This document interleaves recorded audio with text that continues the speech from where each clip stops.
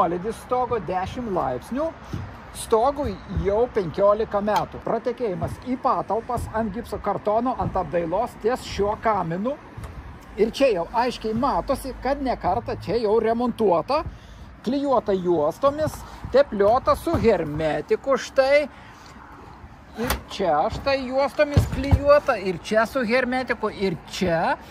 Iškart matosi, kad tai žmonės neprofesionalai darė, nes tokie klijavimai ir hermetikų tepimai tose vietose visiškai beprasmiški. Variantas remonto būtų toks, kadangi stogo nuolydis šiek tiek per mažas, geriausia būtų nedaryti kamino sijono perdengimo su stogo danga, o tiesiog kamino sijoną sandariai sumontuoti po stogo danga. Ir nuo kamino sijono vanduo patektų tiesiai į lataką. Atliekant kamino remontą, naudinga būtų prie to pačio pakeisti visus stogo varžtus, nes jie jau pakankamai susidėvėję. Štai kaip čia. Tarpinės jau suskilinėjusios, jos tampa nesandarios. O geriau stogą apžiūrėjus yra štai ir tokių varžtų, kurie neprisukti, nedasukti, per trumpi įsukti. Atsukau stogo dangą, priešais kaminą pasižiūrėti, kokia čia situacija ir konkretizuoti pratekėjimus. Štai varžtai, su kuriais buvo prisukta stogo danga, štai šitie varžtai. Taigi vanduo užkyla iki varžtų ir per varžtų skylės, o tų varžtų yra daugiau ir toliau ten yra, sunkiasi į patalpas. Ir štai matosi vandens žymės, štai toje vietoje, kad vanduo atiteka nuo nesandaraus perdengimo. Taigi prabėgimas ne tik nuo kamino sijono toje vietoje, prie kamino, bet dar papildomai atbėga ir nuo tos vietos vanduo iki čia ir skverbėsi į stogo paketą. Atidariau stogo dangos lakštų perdengimą toje vietoje, toliau nuo kamino ir situacija štai kokia.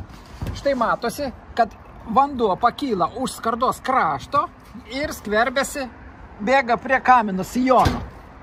Toliau, štai netgi skverbėsi per tas skyles nuo varžtų ir plius prie 10 laipsnių nuolydžio vanduo sukyla net iki perdengimo krašto.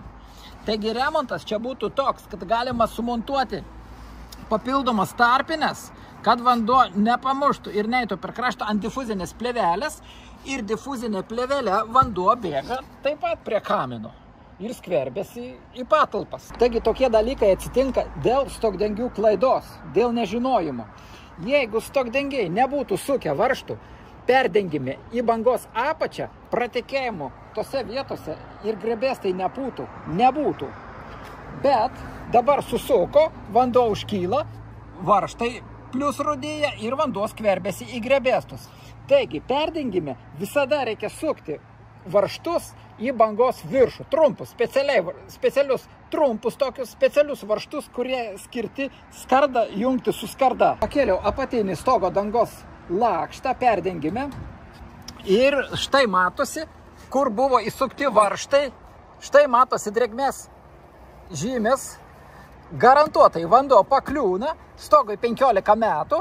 Kol kas dėl šito varžto kažkokių kritinių pasiekmių nėra, bet kuo mediena daugiau pūna, tuo vanduo giliau skverbėsi aplink varžtus. Štai šioje lokacijoje, kur yra parapetas, kur jungiasi su kaminu, savininkė nesiskundė, kad būtų kažkokių pratekėjimų.